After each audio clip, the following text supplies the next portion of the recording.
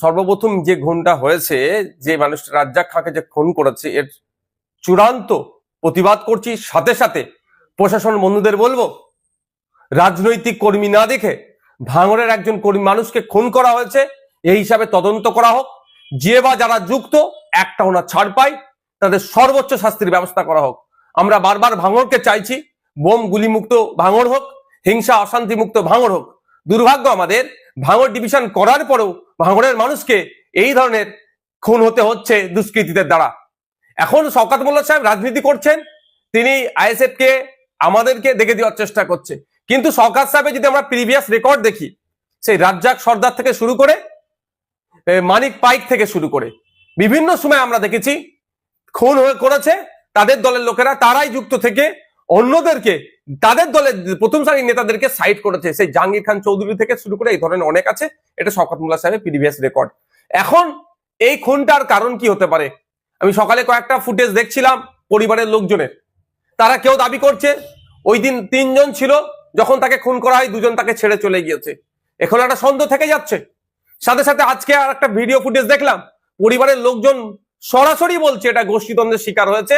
এবং বাস্তবিক কথা, আমি যতটুকু খোঁজ নিলাম, ওই অঞ্চলে ওই যেখানে বাড়ি যে ছেলেটিকে খুন করেছে, ওখানে আইএসএফ বা বিরোধীদের সাথে ওর সম্পর্ক খুব একটা খারাপ ছিল না।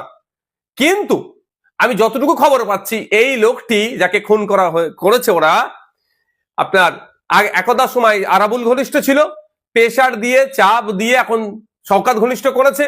এবার এই সুযোগটা কে নিয়েছে, এটা তদন্ত সাপেক্ষ। একাধিক ইকুয়েশন উঠে আসছে এই খুনের রহস্যের পিছনে, তবে সবটাই সমাধান করতে পারবে প্রশাসন, ইনভেস্টিগেশন অফিসার। আমি আশা করব নিরপেক্ষতা বজায় রেখে এটা তদন্ত হোক। আর সাথে সাথে এটাও বলে রাখছি, পরিবারের সাথে আমি যোগাযোগ করার চেষ্টা করছি, পরিবারের সমর্থন নেব।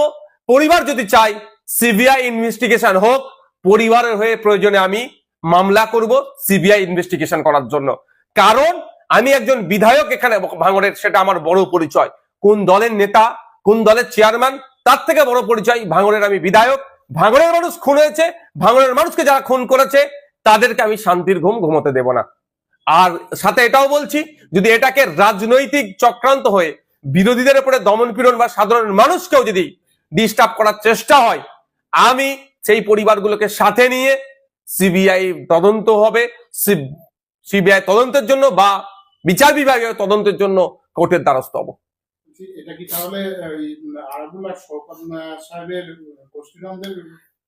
দেখুন, এই ধরনের ঘটনা রাজ্যের বিভিন্ন জায়গায় ঘটছে, শাসক দলের নিজেদের মধ্যে গোষ্ঠী কন্দল। আমি শুধু বলছি না, আপনি দেখুন ওই পরিবারের একজন কর্তা, আজকে তিনি বক্তব্য তার দেখবেন, তিনি বলেছেন সরাসরি এভাবে বলেছেন যে এটা গোষ্ঠীদ্বন্দ্বের শিকার হয়েছে। আর আমিও বলছি, যখন আমার কাছে খবর এসেছে, আমি যতটুকু খবর নিতে পেরেছি, যে এটা সম্পূর্ণরূপে গোষ্ঠীদ্বন্দ্বের শিকার হয়েছে। হয়তো শওকত মোল্লা সাহেব এই বিষয়টা অনেক কিছু জানেন, এটা অনেক কিছু জানেন শওকত মোল্লা সাহেব, তদন্ত সঠিক করলে উঠে আসবে।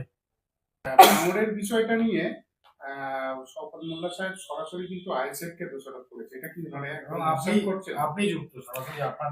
দেখুন, আমরা এতটা এখন হিংস্র হয়ে উঠতে পারিনি, আর কোনোদিন হবারও ইচ্ছাও নাই যে একটা মানুষের প্রাণ নিয়ে নেব রাজনীতি করার জন্য। আমরা সমাজ ব্যবস্থার পরিবর্তনের জন্য রাজনীতিতে এসেছি, ক্ষমতা দখল আমাদের স্বপ্ন নয়।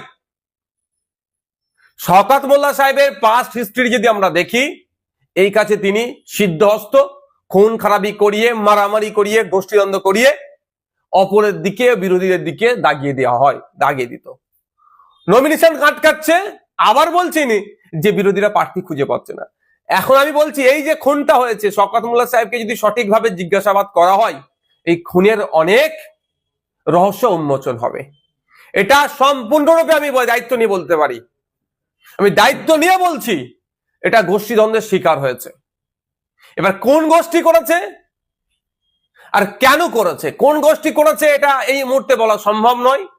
কেন করেছে এটা আমি বলতে পারি, সেই দিনের শেষে ভাগবটরার লড়াই, এ বড় নেতা হয়ে যেতে পারে, সে ছোট নেতা হয়ে যেতে পারে, এই মর্মে একটি ছেলেকে খুন করা হলো। আমি ভাঙড়ের বিধায়ক হিসাবে রাজনীতির ঊর্ধ্বে গিয়ে বলছি, এই খুনের আমি চরম বিরোধিতা করছি। এর প্রতিহত হওয়া, এইটা প্রতিকার হওয়া দরকার।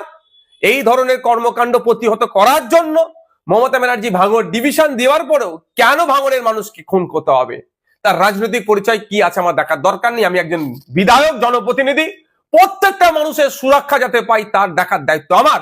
সেই জায়গায় আমি দাঁড়িয়ে বলবো যত তাড়াতাড়ি সম্ভব ইনভেস্টিগেশন হোক, যে বা যারা খুনের সাথে যুক্ত তাদেরকে সর্বোচ্চ শাস্তির ব্যবস্থা করা হোক।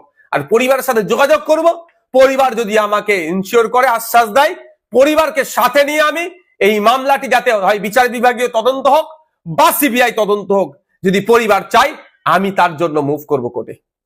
সর্বপ্রথম যে খুনটা হয়েছে, যে মানুষটা রাজ্জাক খাঁকে যে খুন করেছে, এর চূড়ান্ত প্রতিবাদ করছি। সাথে সাথে প্রশাসন বন্ধুদের বলবো, রাজনৈতিক কর্মী না দেখে ভাঙড়ের একজন কর্মী মানুষকে খুন করা হয়েছে, এই হিসাবে তদন্ত করা হোক। যে বা যারা যুক্ত একটা ওনা ছাড় পায়, তাদের সর্বোচ্চ শাস্তির ব্যবস্থা করা হোক। আমরা বারবার ভাঙড়কে চাইছি বোম গুলিমুক্ত ভাঙড় হোক, হিংসা অশান্তি মুক্ত ভাঙড় হোক। দুর্ভাগ্য আমাদের, ভাঙড় ডিভিশন করার পরেও ভাঙড়ের মানুষকে এই ধরনের খুন হতে হচ্ছে দুষ্কৃতীদের দ্বারা। এখন শওকত মোল্লা সাহেব রাজনীতি করছেন, তিনি আইএসএফ কে আমাদেরকে দেখে দেওয়ার চেষ্টা করছে।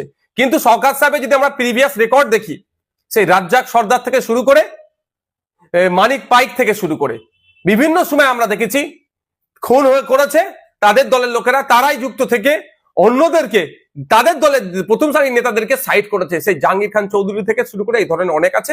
এটা শওকত মোল্লা সাহেবের প্রিভিয়াস রেকর্ড। এখন এই খুনটার কারণ কি হতে পারে?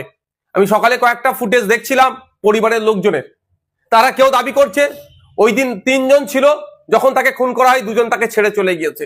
এখন একটা সন্দেহ থেকে যাচ্ছে।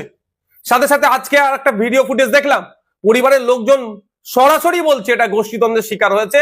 এবং বাস্তবিক কথা, আমি যতটুকু খোঁজ নিলাম, ওই অঞ্চলে ওই যেখানে বাড়ি যে ছেলেটিকে খুন করেছে, ওখানে আইএসএফ বা বিরোধীদের সাথে ওর সম্পর্ক খুব একটা খারাপ ছিল না। কিন্তু আমি যতটুকু খবর পাচ্ছি, এই লোকটি যাকে খুন করেছে ওরা, আপনার একদা সময় আরাবুল ঘনিষ্ঠ ছিল, প্রেশার দিয়ে চাপ দিয়ে এখন শওকত ঘনিষ্ঠ করেছে। এবার এই সুযোগটা কে নিয়েছে, এটা তদন্ত সাপেক্ষ। একাধিক ইকুয়েশন উঠে আসছে এই খুনের রহস্যের পিছনে, তবে সবটাই সমাধান করতে পারবে প্রশাসন, ইনভেস্টিগেশন অফিসার। আমি আশা করব নিরপেক্ষতা বজায় রেখে এটা তদন্ত হোক। আর সাথে সাথে এটাও বলে রাখছি, পরিবারের সাথে আমি যোগাযোগ করার চেষ্টা করছি, পরিবারের সমত নেব। পরিবার যদি চাই সিবিআই ইনভেস্টিগেশন হোক, পরিবারের হয়ে প্রয়োজনে আমি মামলা করব সিবিআই ইনভেস্টিগেশন করার জন্য। কারণ আমি একজন বিধায়ক এখানে ভাঙড়ের, সেটা আমার বড় পরিচয়। কোন দলের নেতা, কোন দলের চেয়ারম্যান, তার থেকে বড় পরিচয় ভাঙড়ের আমি বিধায়ক। ভাঙড়ের মানুষ খুন হয়েছে, ভাঙড়ের মানুষকে যারা খুন করেছে তাদেরকে আমি শান্তির ঘুম ঘুমোতে দেব না। আর সাথে এটাও বলছি, যদি এটাকে রাজনৈতিক চক্রান্ত হয়ে বিরোধীদের উপরে দমন পীড়ন বা সাধারণ মানুষকেও যদি ডিস্টার্ব করার চেষ্টা হয়, আমি সেই পরিবারগুলোকে সাথে নিয়ে সিবিআই তদন্ত হবে, সিবিআই তদন্তের জন্য বা বিচার বিভাগীয় তদন্তের জন্য কোর্টের দ্বারস্থ হব।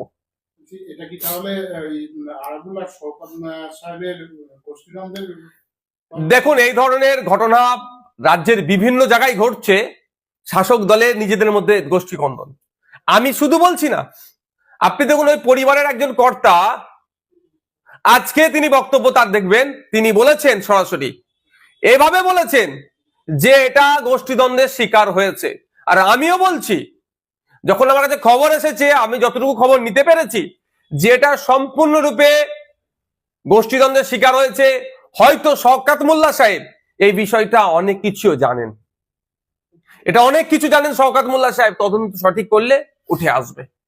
ভাঙড়ের বিষয়টা নিয়ে শওকত মোল্লা সাহেব সরাসরি কিন্তু আইএসএফ কে দোষারোপ করেছে, এটা কি মানে আপনি যুক্ত সরাসরি আপনার? দেখুন, আমরা এতটা এখন হিংস্র হয়ে উঠতে পারিনি, আর কোনোদিন হবারও ইচ্ছাও নাই যে একটা মানুষের প্রাণ নিয়ে নেব রাজনীতি করার জন্য। আমরা সমাজ ব্যবস্থার পরিবর্তনের জন্য রাজনীতিতে এসেছি, ক্ষমতা দখল আমাদের স্বপ্ন নয়।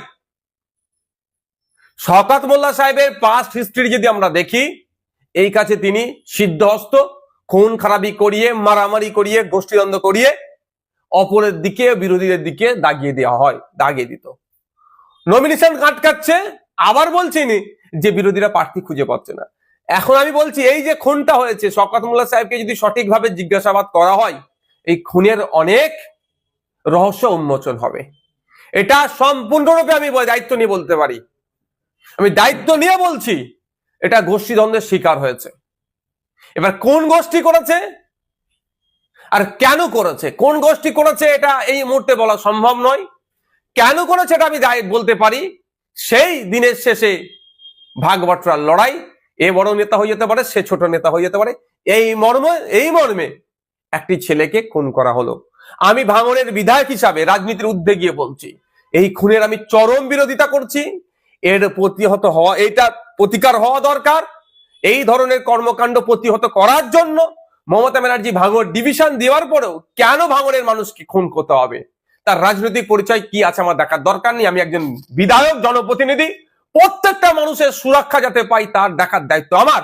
সেই জায়গায় আমি দাঁড়িয়ে বলবো, যত তাড়াতাড়ি সম্ভব ইনভেস্টিগেশন হোক, যে বা যারা খুনের সাথে যুক্ত তাদেরকে সর্বোচ্চ শাস্তির ব্যবস্থা করা হোক। আর পরিবারের সাথে যোগাযোগ করব, পরিবার যদি আমাকে ইনশিওর করে, আশ্বাস দেয়, পরিবারকে সাথে নিয়ে আমি এই মামলাটি যাতে হয় বিচার বিভাগীয় তদন্ত হোক বা সিবিআই তদন্ত হোক, যদি পরিবার চাই, আমি তার জন্য মুভ করব কোর্টে।